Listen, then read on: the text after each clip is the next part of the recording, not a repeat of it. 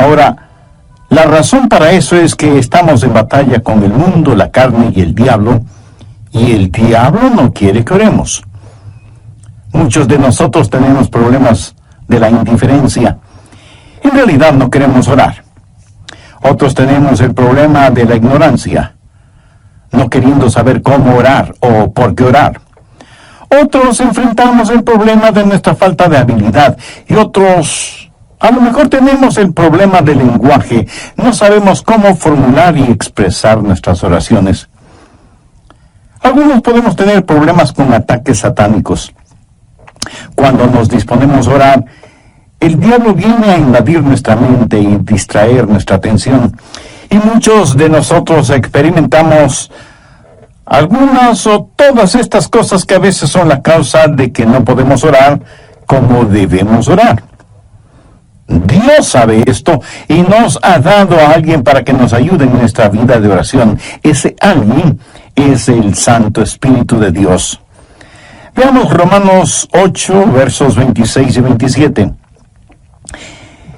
Y de igual manera el Espíritu nos ayuda en nuestra debilidad, pues qué hemos de pedir y cómo conviene no lo sabemos. Pero el Espíritu mismo intercede por nosotros con gemidos indecibles. Mas el que escudriña los corazones sabe cuál es la intención del Espíritu, porque conforme a la voluntad de Dios, intercede por los santos. ¡Qué extraordinarios son estos versículos! Ruego a Dios que nos ayude a entenderlos. Este es uno de varios textos en la Biblia que enseña que debemos orar en el Espíritu. Por ejemplo, Efesios 6:18, Pablo dice, orando en todo tiempo con toda oración y súplica en el Espíritu. No está hablando de oraciones emocionales, epidérmicas, ni siquiera hace referencia a orar con energía. El apóstol está haciendo referencia al Espíritu Santo. Y en el clásico versículo 20 de Judas leemos, pero vosotros, amados, edificándoos sobre vuestra santísima fe, orando en el Espíritu Santo. El orar en la carne es fracasar. El orar en el Espíritu es tener éxito. Ahora, cuando hablo de la carne, usted sabe que no me refiero a nuestra piel, huesos, músculos, venas, nervios, glóbulos, células y las mil y una cosas que hacen o conforman nuestro cuerpo físico, que es la casa humana en la cual vivimos. En términos bíblicos, carne también quiere decir nuestra vieja naturaleza. ¿Alguna vez se ha preguntado por qué la iglesia primitiva fue capaz de hacer lo que hizo? Porque esa iglesia caminaba, por así decirlo, sobre sus rodillas. Esa iglesia fue poderosa porque fue poderosa en la oración. Y fue poderosa en la oración porque estaba llena del Espíritu Santo. En Romanos 8 encontramos 7 maneras en que el Espíritu Santo le ayudará en su vida de oración. También veremos la necesidad no solo de ser salvos, sino también de ser llenos del Espíritu Santo. Primero, el Espíritu Santo trabaja en la activación de su voluntad para orar. Veamos Romanos 8, versos del 5 al 7. Porque los que son de la carne, esto hace referencia a nuestra naturaleza adámica, piensan en las cosas de la carne, pero los que son del Espíritu en las cosas del Espíritu. Porque el ocuparse de la carne es muerte, pero el ocuparse del Espíritu es vida y paz. ¿Se pregunta usted a veces por qué no quiere orar? Mire lo que dicen los versículos 7 y 8. Por cuanto los designios de la carne son enemistad contra Dios, porque no se sujetan a la ley de Dios, ni tampoco pueden. Y los que viven según la carne no pueden agradar a Dios. Esta es la razón por la que dije que orar en la carne es fracasar. Orar en el Espíritu es tener éxito. Debemos admitirlo de una buena vez. Muchos de nosotros no oramos simplemente porque no queremos orar. Razonemos un poquito. ¿Acaso no hacemos lo que queremos hacer? Entonces, ¿por qué no queremos orar? Porque a nuestra naturaleza carnal no le gusta orar. Así que cuando no queremos orar, ¿qué nos dice eso? Nos dice que tenemos una mente carnal en vez de tener una mente espiritual. Su mente carnal tiene tanto deseo de orar como un perro puede tener de escuchar ópera. Porque hay algo en nuestra vieja naturaleza que no solo que no quiere orar, sino que siente antipatía hacia la oración. Y necesitamos dejar de tratar de ocultarlo y admitir que esa es la razón cuando no oramos. No queremos orar. Solo el Santo Espíritu de Dios puede activar su voluntad para orar. Pero ¿cómo sucede eso? Veamos Romanos 8:15. Pues no habéis recibido el espíritu de esclavitud para estar otra vez en temor, sino que habéis recibido el espíritu de adopción. El espíritu de adopción es el Espíritu Santo que nos pone en el cuerpo de Cristo. Y cuando recibimos el espíritu de adopción, Dios viene a ser nuestro Padre. ¿Qué sucede entonces? Por el cual clamamos, Abba, Padre. Y le adoramos y le glorificamos. Cuando usted está lleno del Espíritu Santo, ese Espíritu en usted reconoce que Dios es su Padre. Y es natural para una persona llena del Espíritu Santo, es decir, Abba, Padre, adorándole y alabándole. Ahora veamos Gálatas 4:6. Pablo dice, y por cuanto sois hijos, Dios envió a vuestros corazones el Espíritu de su Hijo, el cual clama, Abba, Padre. ¿Le gustaba a Jesús orar? Pues claro que sí. Era natural para Jesús el orar, por supuesto. ¿Quién es el Espíritu Santo? Es el Espíritu del Hijo de Dios. Si el Espíritu Santo está en su corazón y en control de su vida, ¿qué sucederá? Usted tendrá la naturaleza de Jesús, será como Jesús. Y así como fue normal y natural para Jesús el orar a Dios el Padre, también será para usted natural y normal el hacerlo. Cuando el Espíritu Santo de Dios está en usted y usted está rendido al Espíritu, no caminará en la carne. Y el orar será tan normal como el respirar. Esta es la respuesta al problema de falta de apetito para la oración. ¿Qué es lo que hace el Espíritu Santo? Su ministerio es la activación de la voluntad en la oración. Anota al margen en Filipenses 2:13. Porque Dios es el que en vosotros produce así el querer como el hacer, por su buena voluntad.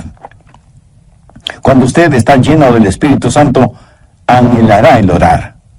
Así que, si no tiene deseos de orar, admítalo. La mente carnal es enemiga de Dios. Por eso, el primer ministerio del Espíritu Santo es la activación de nuestra voluntad para orar en el Espíritu. Porque Dios es el que en vosotros produce así el querer como el hacer por su buena voluntad. Segundo, el Espíritu Santo trabaja animando nuestros cuerpos. Cuando usted ora, se siente cansado, adormecido, con pereza, no puede concentrarse y su mente divaga. Y aunque usted no lo admita, sabe que esto es verdad, pero ¿por qué? Porque no solo tenemos problemas con nuestra voluntad, sino también con nuestros cuerpos. Por eso el Espíritu Santo no solo activará nuestra voluntad, sino que también animará nuestro cuerpo. Ahora no estoy diciendo que cada vez que usted se siente cansado es un pecado, o que está fuera de la voluntad de Dios. No. Hay un descanso que es legítimo. Aún Jesús les dijo a sus discípulos que descansaran por un momento. Y el mismo Señor Jesucristo una vez estuvo tan cansado que se quedó dormido en un barco en medio de una tormenta. De hecho, qué estupendo es estar cansado para poder dormir profundamente, ¿no le parece?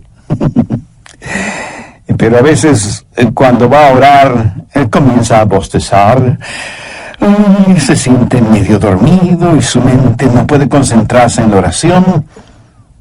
De pronto en la televisión usted ve que su equipo favorito está jugando y como por arte de magia usted está totalmente despierto y alerta. ¿Dónde entonces está el problema? Su problema no es físico. Es el diablo que, utilizando el cuerpo suyo, lo mantiene alejado de la oración. Recuerda lo que pasó en el jardín de Getsemaní. Mateo 26, los versos 40 y 41. Jesús había pedido a sus discípulos que velaran y oraran. La Biblia dice: vino luego a sus discípulos y los halló durmiendo. Y dijo a Pedro: así que no habéis podido velar conmigo una hora. Velad y orad, para que no entréis en tentación. El espíritu a la verdad está dispuesto, pero la carne es débil. Entonces, ¿qué es lo que usted necesita? Necesita ayuda. Es el Santo Espíritu de Dios que está dispuesto a ayudarle a orar en esos momentos y lo hará refrescando, poniendo vigor en su cuerpo. Romanos 8, versos 10 y 11. Pero si Cristo está en vosotros, el cuerpo en verdad está muerto a causa del pecado, mas el Espíritu vive a causa de la justicia. ¿Qué significa esto? Significa que usted ha sido crucificado con Cristo y debido a su pecado, ese pecado fue llevado a la cruz. Jesús no solo se dio por usted, sino que se dio a usted. Cuando Jesús se dio por usted, el cuerpo es muerto a causa del pecado, pero cuando Jesús se dio a usted, el Espíritu es vida debido a la justicia. Mire lo que dice el verso 11.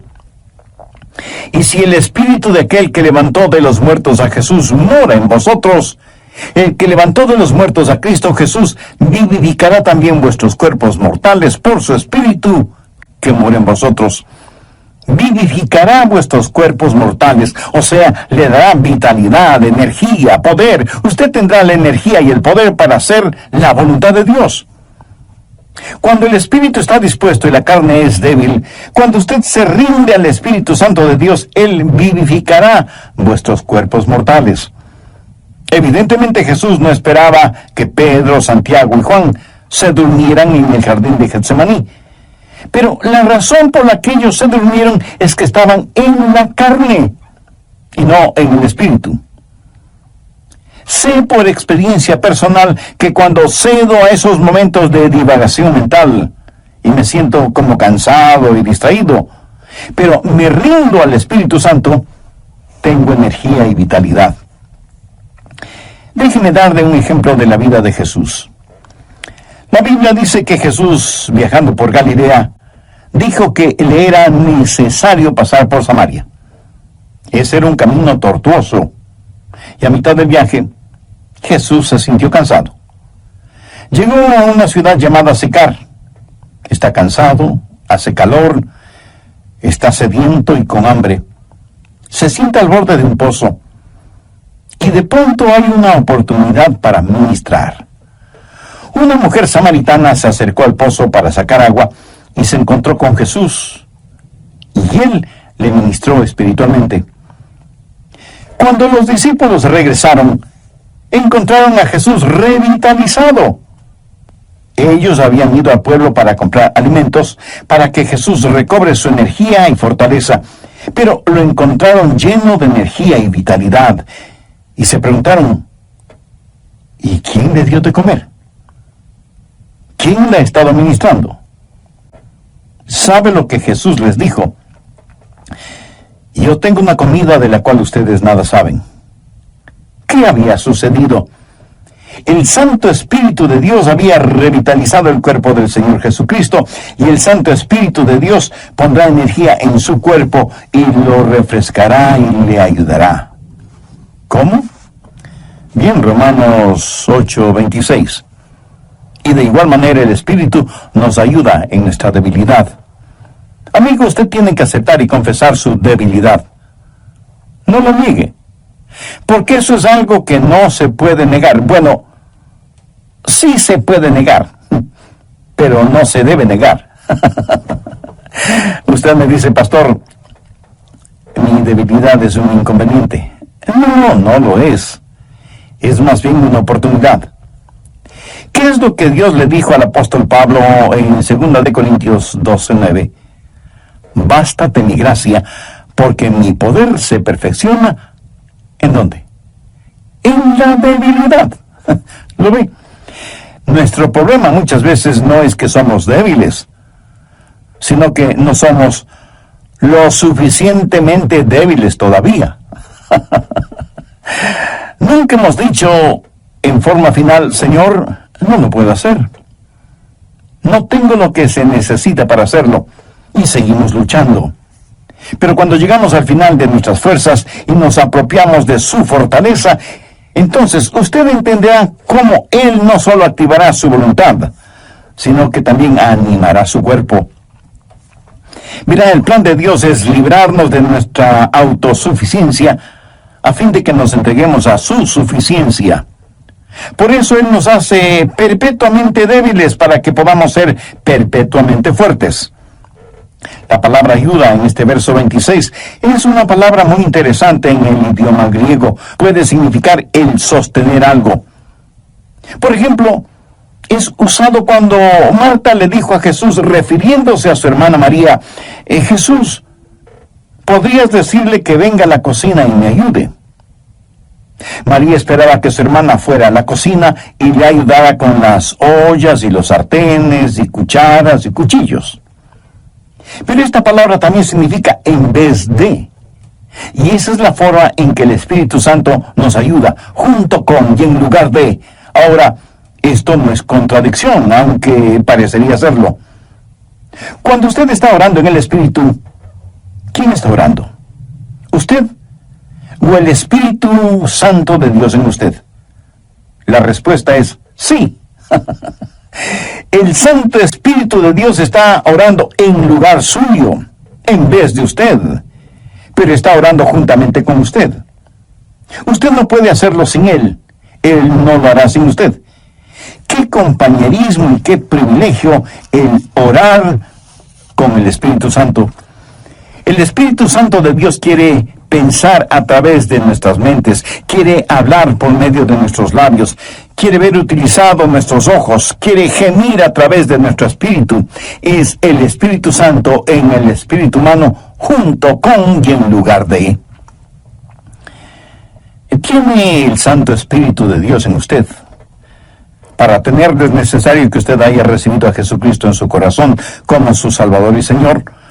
Porque Jesús prometió que daría, enviaría y sellaría con su Santo Espíritu a quienes, arrepintiéndose de sus pecados y aceptando el sacrificio de Jesucristo en la cruz del Calvario, lo reconocen como Salvador y Señor de sus vidas y les dan la bienvenida para que Él habite y controle sus vidas. Usted puede hacer esa decisión en este mismo momento, orando la siguiente sencilla oración. Dios eterno, sé que hace mucho tiempo no he conversado contigo y que mi vida de oración es deplorable.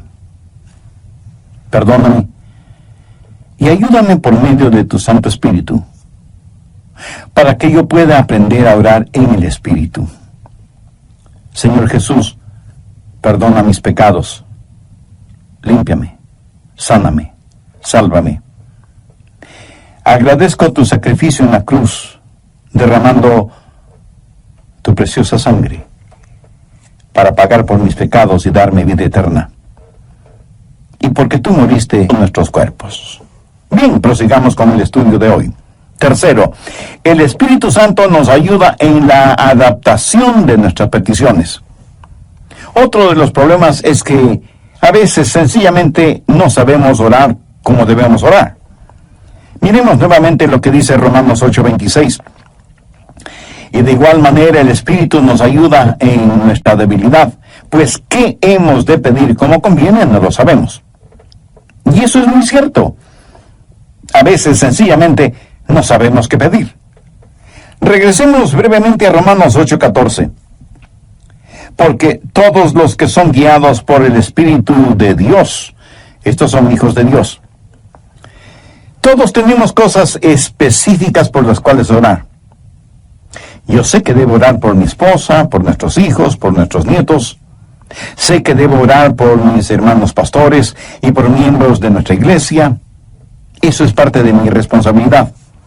Pero hay muchas cosas que no sé si debo orar por ellas o no. Quiero decir, yo no puedo orar por todas las cosas, porque en ese caso mi oración, en vez de ser como un poderoso río, será como un pantano estancado. Para que la oración sea efectiva, debe ser selectiva. Y aun cuando sepamos por qué orar, no sabemos cosas específicas por las cuales orar. Suponga que usted tiene una persona amada que está enferma. ¿Cómo va a orar por esa persona? Señor, sánala. Pero, ¿qué si Dios quiere llevarse a esa persona al cielo? Usted sabe lo que Jesús dijo, oró en Juan 17:24. Padre, aquellos que me has dado, quiero que donde yo estoy, también ellos estén conmigo para que vean mi gloria. Nosotros oramos, Dios, permite que se queden. Jesús ora, Padre, permite que vengan. ¿Alguna vez usted ha pensado en eso? ¿Cuánta gente está orando por los perdidos? Por lo general, la gente ora por los enfermos. Y no solo oran por los enfermos, sino por los santos enfermos. Oran por su tía, que es una maravillosa creyente, o por el diácono Pérez, que es un genuino hombre de Dios, y piden que Dios les sane. Sí, es cierto. A veces Dios dirige nuestras oraciones en ese sentido. Pero ¿han notado que a veces tenemos más interés en mantener a los santos fuera del cielo que a los perdidos fuera del infierno? Cuando oramos, no estamos agonizando para que los perdidos se salven. Cuando el apóstol Pablo, siendo todavía Saulo de Tarso, estaba sembrando el pánico entre los primeros cristianos y fue el perseguidor de la iglesia, prácticamente enviaba a los cristianos a la muerte. Él aún sostuvo las ropas de Esteban, el primer mártir cristiano, mientras este gran hombre de Dios era apedreado hasta la muerte. ¿Se imagina a esos preciosos hermanos y hermanas de la iglesia primitiva sufriendo el odio de Saulo de Tarso, perseguidos, echados en las cárceles, muchas veces asesinados? ¿Se imagina a esos creyentes orando, Señor, Saulo es un archienemigo de tu iglesia, ten la bondad de eliminarlo? Pero Dios no eliminó a Saulo, más bien lo salvó y lo convirtió en el gran apóstol Pablo. Permítame ilustrar este punto. Cerca de su casa seguramente hay un poste de luz y casi en la punta tiene un transformador que recibe un alto voltaje. Increíble. De ese transformador sale la energía eléctrica para su casa, y esa energía eléctrica sirve para que usted encienda las luces de casa y ponga a funcionar todos sus electrodomésticos y equipo electrónico. Esa corriente eléctrica también le sirve para que usted pueda poner un par de rebanadas de pan en la tostadora que quedan doradas y calientitas. Ahora, escúcheme. Si el alto voltaje no pasara primero por el transformador y estuviera conectado directamente a la tostadora, su tostadora sería la tostada. El alto voltaje es controlado en el transformador. Es la misma energía, pero transformada. Escúcheme. El Santo Espíritu de Dios es como el transformador. Toma nuestras oraciones. Dios ve nuestro corazón y es el mismo Espíritu que hace intercesión por nosotros de acuerdo a la voluntad de Dios. En Romanos 8:27 leemos, mas el que escudriña los corazones sabe cuál es la intención del Espíritu, porque conforme a la voluntad de Dios intercede por los santos. Cuarto, el Espíritu Santo nos ayuda en la administración de nuestro acceso a Dios. Verá, usted no se presenta súbitamente delante de Dios. Y lo que voy a decir a lo mejor lo sorprenda. Usted necesita que alguien lo lleve a la presencia de Dios y le dé acceso hacia Él. ¿Qué es lo que dice Romanos 8, 14, 15? Porque todos los que son guiados por el Espíritu de Dios, estos son hijos de Dios. Pues no habéis recibido el espíritu de esclavitud para estar otra vez en temor, sino que habéis recibido el espíritu de adopción por el cual clamamos, Abba, Padre. Eso significa que es el Espíritu Santo de Dios el que nos da acceso. Anote Efesios 2:18. Porque por medio de él, los unos y los otros tenemos entrada por un mismo Espíritu al Padre. ¿Por medio de quién? Por medio de Jesús tenemos acceso por el mismo Espíritu al Padre.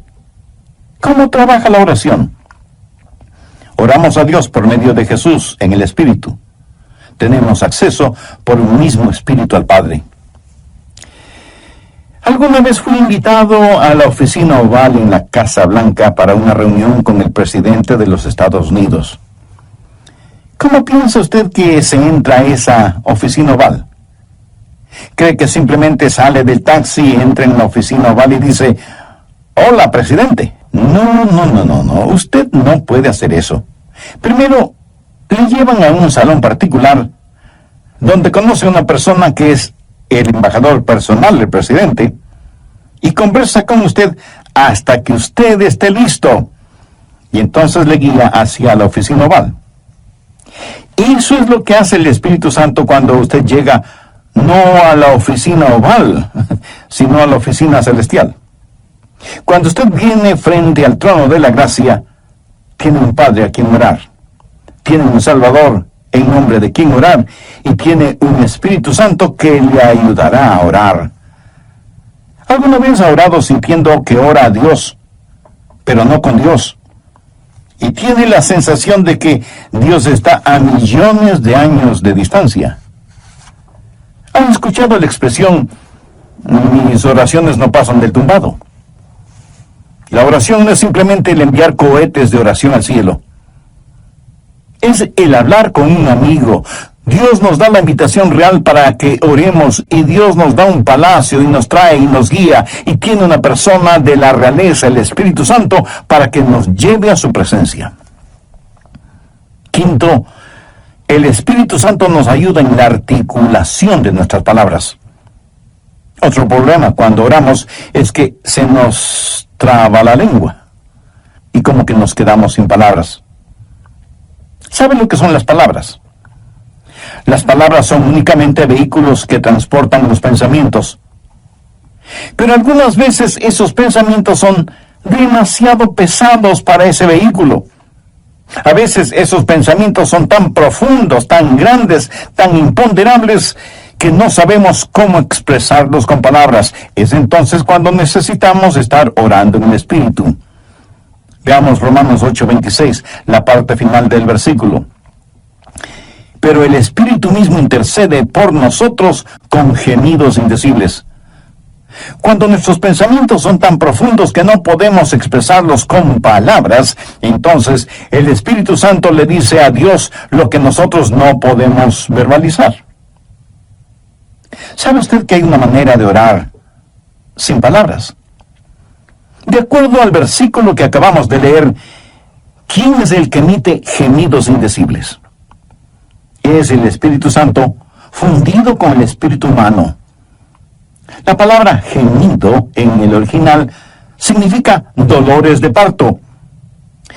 Si alguna vez ha estado cerca de una mujer que está dando a luz, la habrá escuchado dando gemidos de parto. Pero ¿sabe qué es ese gemido?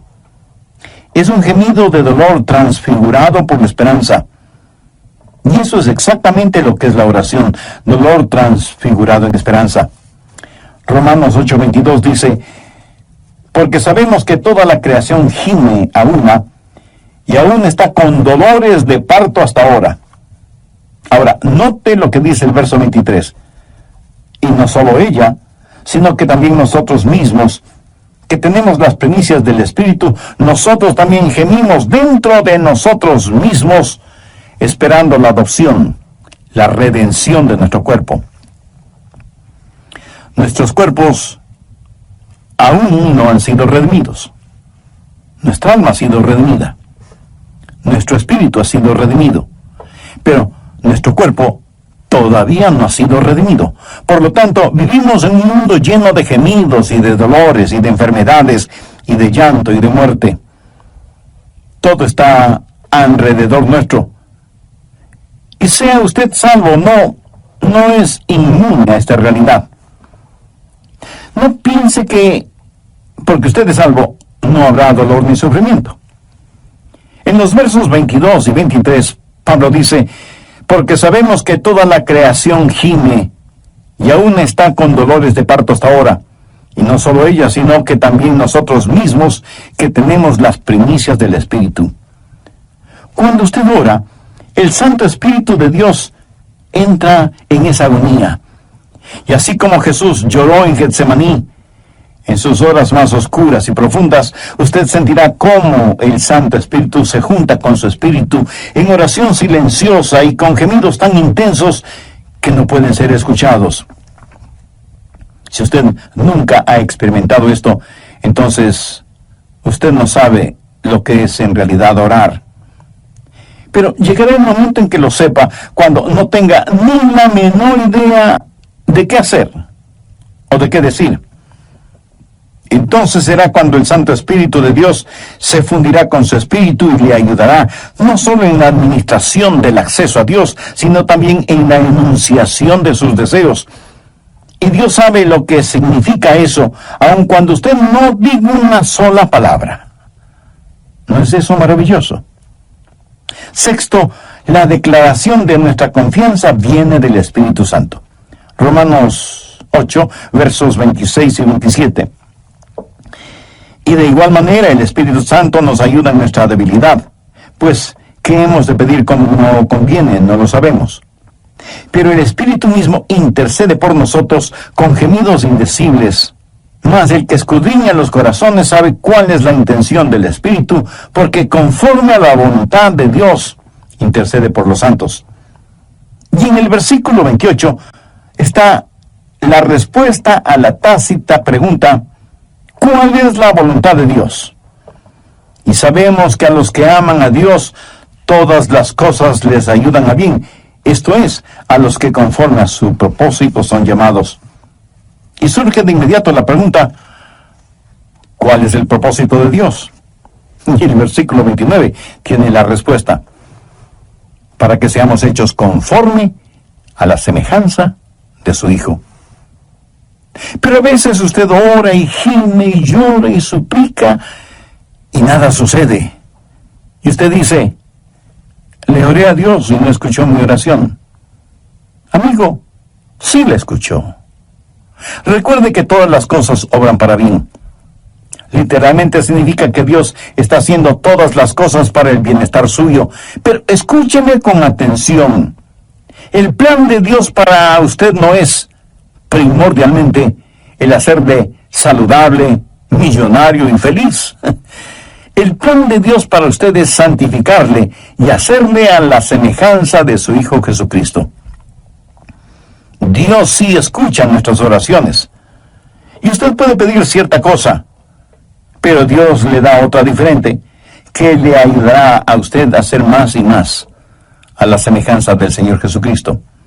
Amigo, de eso se trata todo. La oración no convierte a Dios en una especie de mensajero celestial que está esperando recibir sus órdenes para complacer sus deseos y caprichos. De ninguna manera. La oración es el plan de Dios para hacerle a usted a la semejanza de su Hijo. Una vez tuve una tremenda carga de oración, la más pesada que he tenido.